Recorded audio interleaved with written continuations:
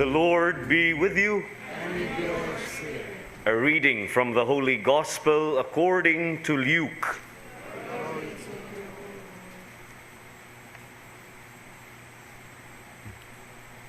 When the days were completed for their purification according to the law of Moses, the parents of Jesus took him up to Jerusalem to present him to the Lord, just as it is written in the law of the Lord.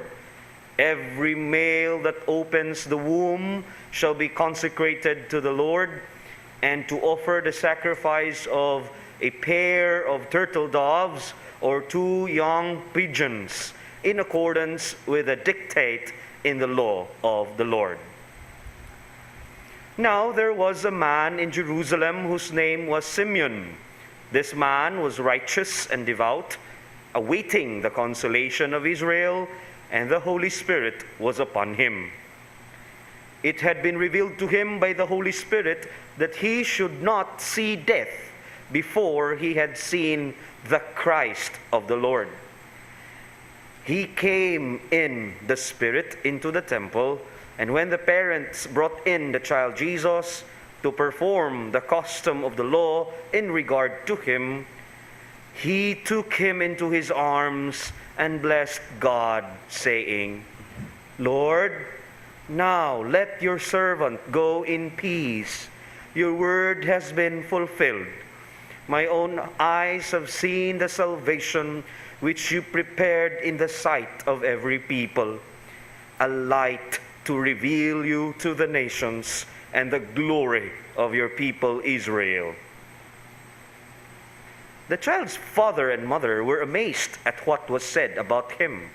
And Simeon blessed them and said to Mary his mother, "Behold, this child is destined for the fall and rise of many in Israel, and to be a sign that will be contradicted, and you yourself a sword will pierce, so that the thoughts of many hearts may be revealed." The Gospel of the Lord. Thank you, Lord.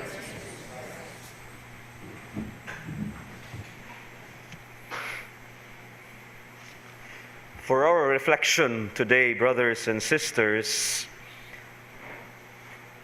there is a theme that connects both our first reading and our Gospel reading, and that is the theme about light. In the first reading, St. John declares, "The darkness is passing away, and the true light is already shining." In the Gospel reading, Simeon recognizes the child of Mary and Joseph as a light to reveal to the nations and the glory of the people Israel. Simeon recognizes that the light of God's loving presence was shining through this newborn child. The feast of Christmas, brothers and sisters, calls on us to welcome this extraordinary light of God's unconditional love shining through Jesus, and allow it to fill our lives. And as we welcome this light, we are sent to let it shine through us.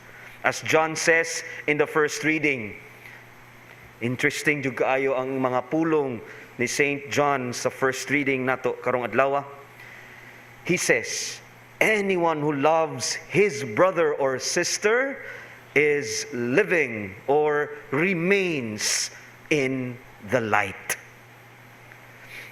My dear brothers and sisters, we are sent to light up the world and the lives of others by allowing the light of God's love that has been shining so brightly through Jesus. We are to live in such a way that others can see in us something of what Simeon saw in the child Jesus when he was brought into the temple by his parents. Let us not go tired in giving acts of charity. And let me add, naaligi kusog og post diha no sa mga outreach program during this season of Christmas, season of giving. Pero bantay lang, basin kusog taan ng works of charity, pero napay mga hatred, pagdumot sa kaugalingon. Hinaot, if we really welcome the light, tugutan pud ta nato nga kanang mga hatreds, kaligot-got, pagdumot, ato pud unta nang wagtangon. It is a wonderful calling, and we can be faithful to it. Not sa ato lang kaugalingon, but with the help of the same Spirit, the Holy Spirit who rested upon Simeon.